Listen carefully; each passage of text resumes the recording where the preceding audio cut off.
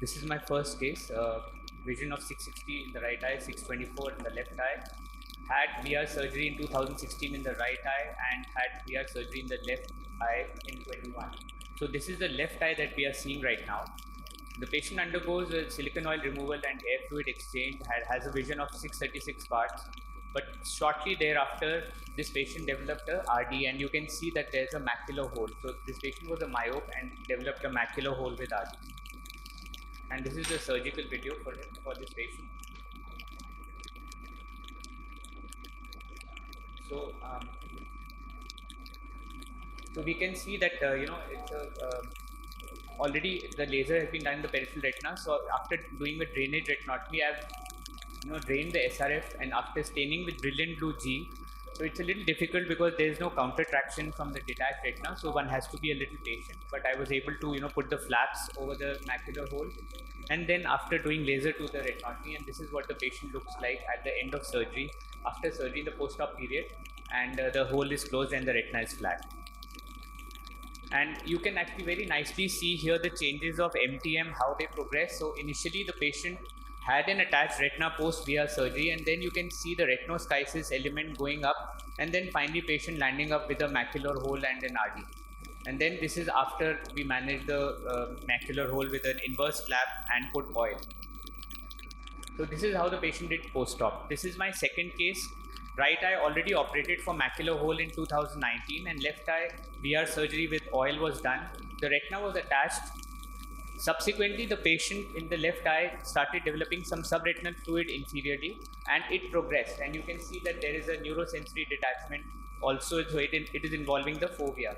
And also the retinoschisis element as a form of MTM is progressing.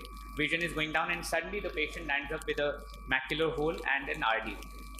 And I'm just going to show you the video. So a similar technique, but in this case you'll see that I used an ILM scroll flap, which was in the form of a scroll, and I just stuffed it into the hole. So I mean, you can, like Dr. Sangeet showed, he also did a similar thing with the holes on the nasal side of the disc.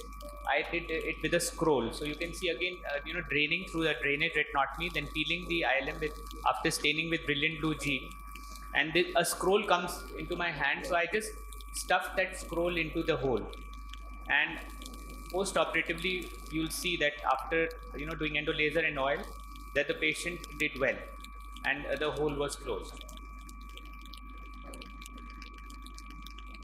So this is how the patient looked post-operatively, although vision did not improve beyond 360, but you can see that it's a nicely closed macular hole with the attached retina.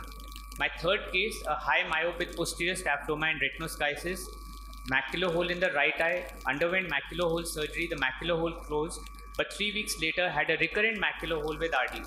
Came back with vision of finger counting close to face. And this is the video for this patient. The audio is not coming. So you can see that this, I am just removing the gas, the residual gas that was there from the previous surgery, draining the SRF, and it was really difficult, and there were two things which I had to do. One, take out the cannulas, which I did, and directly put in the instruments because it was a long eye. And then I changed over to the contact lens, as Dr. Neeraj was mentioning, from the non-contact lens, because my instruments were hitting the non-contact lens. And after doing the ILM peeling and then putting oil. And this is how the patient looked post-operatively with a closed macular hole under oil, and the retina was on.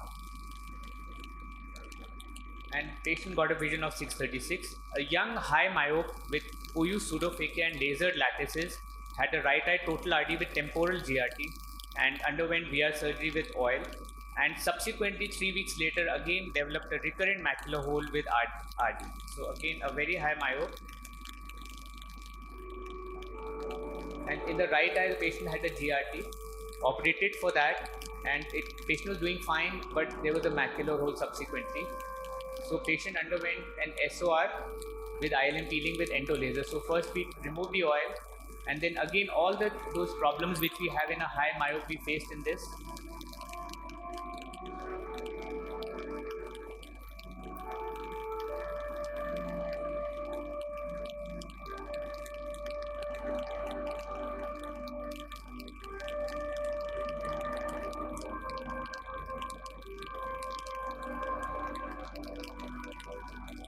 and then put coil again.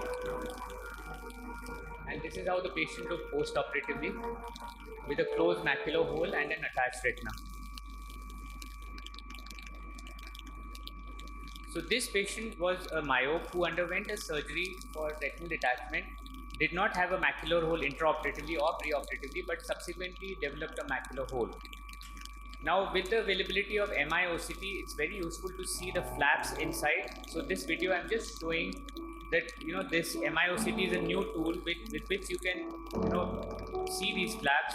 This is not a very high myope patient, but in very high myopes also this would be very useful, because sometimes with the lack of contrast and you can't really see where exactly the macular hole or the fovea is, it is very helpful.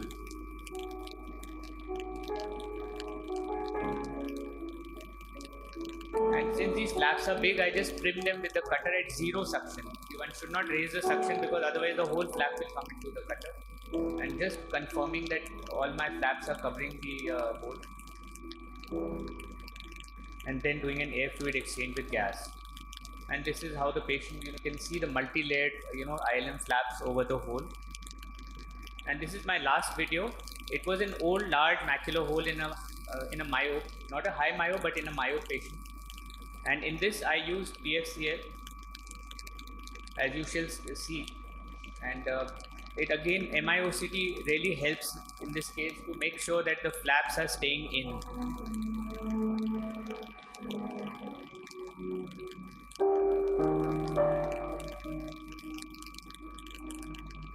So the flaps are not yet in, so then I'm injecting a PFCL bubble.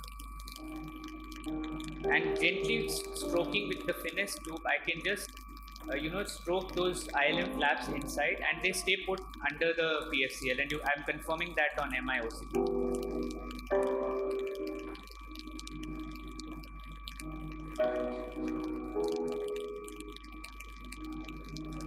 And then doing air fluid exchange, and just when we close, although we can see the blue there, but this MIOCT just confirms that this patient did well, had a vision of 6/18 parts, is still on follow-up.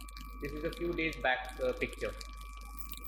So posterior pole retinotomy has been described for macular holes and for macular holes with RDs, and it is a safe and effective surgery. You've seen multiple videos today to treat recurrent macular hole RD. And also PFCL, where required, can be used for inverted ILM flap technique. And there was this comparative study where they found that the PFCL assisted inverted ILM flap technique was effective in sealing the macular hole, reattaching the retina, and improving visual function. And for high myopes with macular RD, complete macular atrophy was a significant risk factor for retinal redetachment after silicon oil removal, and ILM peeling and the duration of silicon oil tamponade were protective factors. Thank you. Thank you, Dr. Saurabh. Are there any indications when you see a morphology of a hole in a macula, myopic macula, when you won't operate? So I mean, if it's if there are gross atrophic changes, and if it's an old macular hole, nowadays, and especially if those, like Dr. Jayashankar pointed out, the macular hole index, like if the height of the hole is minimal and it's a very large hole, then and if the vision already is 660, 636, and patient is not bothered about the scotoma and not troubled by the scotoma or metamorphopsia, then maybe we can not operate on those patients. So sometimes we have a presentation when there is like a type 2 closure. Right. The hole is like that at presentation. Right. And in a myopic patient, when the retina is already thin, do those indices hold true? I don't know what to say.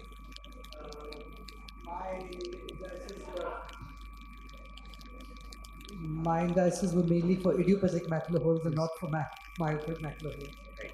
So if there are gross, atrophic changes, and the patient is not symptomatic because of the hole, then you can observe it, or it's a chronic, long-standing hole. Although nowadays people are using the injection of subretinal injection of fluid in 4 pockets around the hole, in such holes to kind of move the retina centripetally, and then doing an air fluid exchange after that. But these techniques are being tried, but still I think till now, if it's a chronic, long-standing hole with a lot of atrophic changes in the macula, maybe we can just kind of not offer them surgery. Thank you. Thanks, sir. Thank you, Dr. Bhushan.